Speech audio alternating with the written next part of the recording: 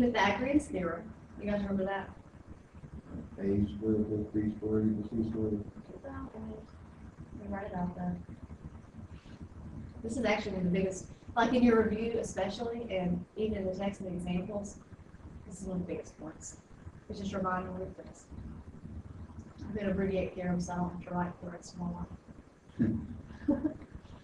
Okay, so A squared plus B squared equals C. Hey guys, do you remember what is the prerequisite before I can use the Pythagorean theorem? What kind of triangle do I have to have?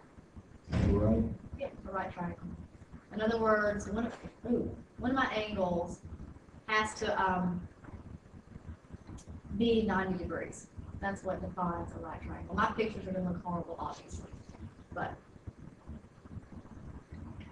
there you go. Right triangle. Let's see. Another important thing is that C is always the hypotenuse, and A and B are always treated like your legs. In other words, the hypotenuse is always the longest side, remember, the side across from that 90-degree angle. We label that C our hypotenuse, okay? And A and B are random. Nobody cares which one you call A or which one you call B. Because look, they're over here being added together. It doesn't matter. They're just, and if they use words in the problem, if they say leg, that's referring to these. These are the legs, and that's the hypotenuse.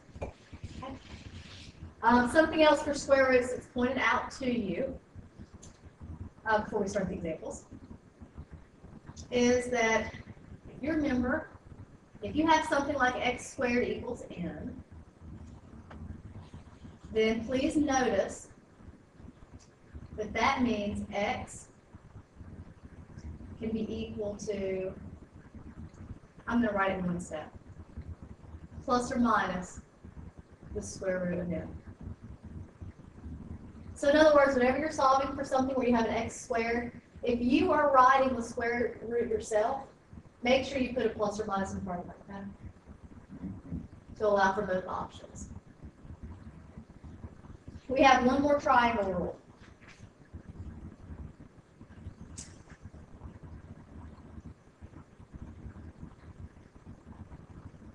And this comes with, here, I'm going to make a new page. This comes with 30, 60, 90 angle, right? Triangles. So, well, here's the first one. I said it out of order from what I'm going to show you. Oh, please, this looks horrible. Okay, whatever. Sideways triangle. Okay, so still 90-degree triangle, okay? But if you know that you have two matching angles here,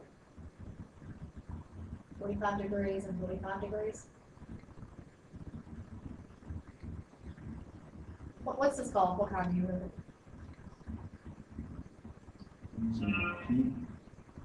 It's called an isosceles. When you have, because the idea is you have two matching sides. So this is called isosceles because there's two sides that are similar or the same, okay?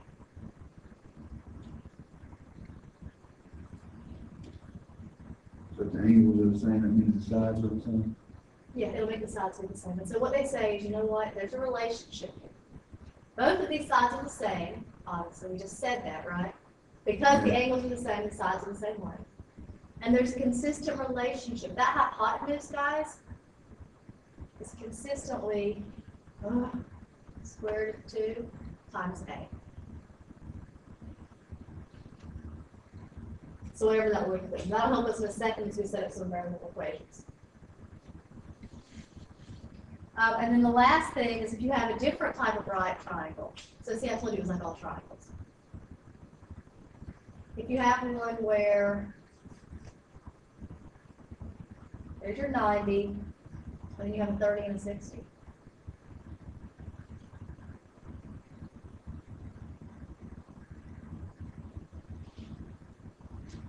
This is the relationship. I'm going to label it, and we'll just kind of see as we do problems, okay?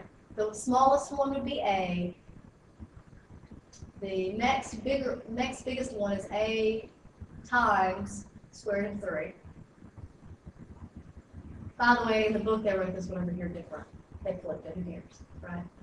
That's just the way they wrote it. And then here, the longest side, the hypotenuse, is 2 times A. Where that's just some random number, we're going to see it later when we get to it.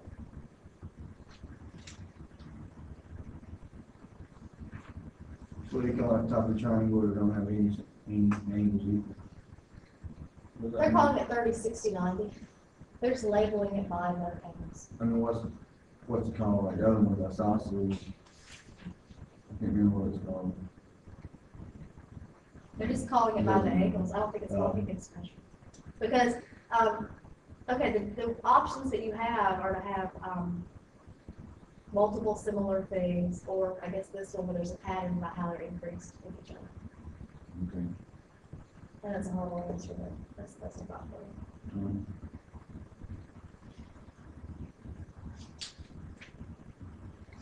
Okay. Let's just start, I think number 11 is the first one. Let's start with number 11 on the review sheet. And you guys are going to, we need to use our book and reference back those formulas as we go. Okay, so number 11 on the review sheet.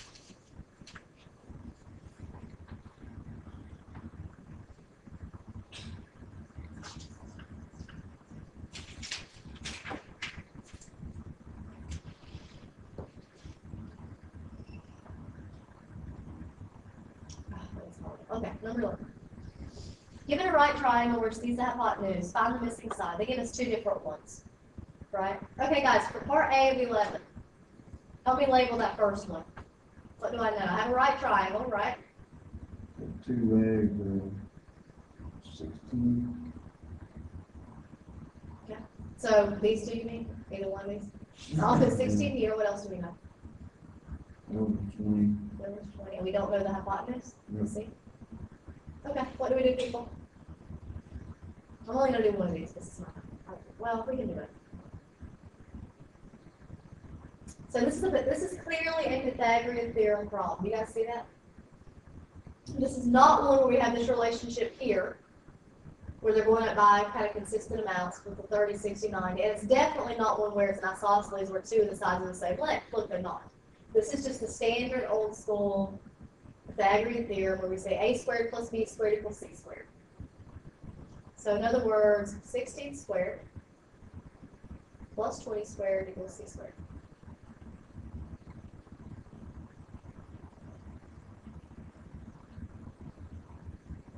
Somebody tell me what we get here.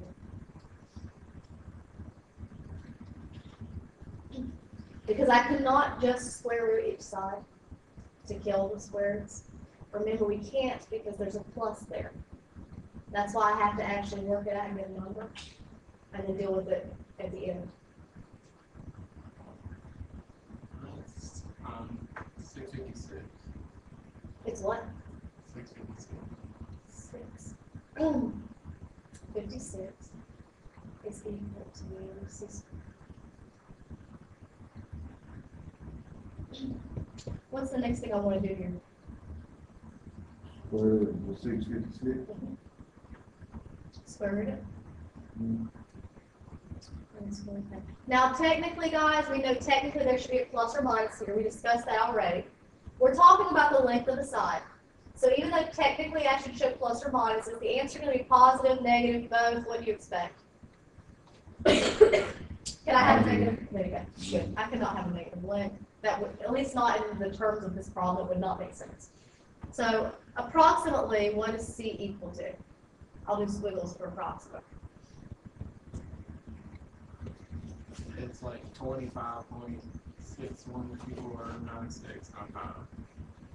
Okay. Something like that, if you round it to the hundredths place. Nice. Let's do the next one. What is the next one here? I think we're trying to learn. So B is the same exact scenario where we have Pythagorean's theorem, right? Let's see, this time we have 8. We don't know B, one of our legs, but we do know the hypotenuse. So once again, we're going to plug it in with the formula, just like before. Really, the trickiest thing here is remembering which one is your C. Individually, you always know that. How do we know that again? Which one's the hypotenuse? It's always what? It's across from the right triangle, You got it. or Okay. the right angle, Hey, what's 8 squared? 64. What's 15 squared? 225? So we subtract 64. Because I'm still just solving for b squared.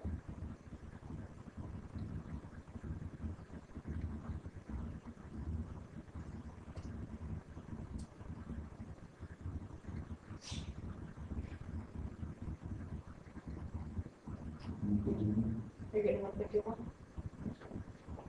Once again, technically, to get the b alone, we're going to square root it, right? Is it 161? Oh, it's 161.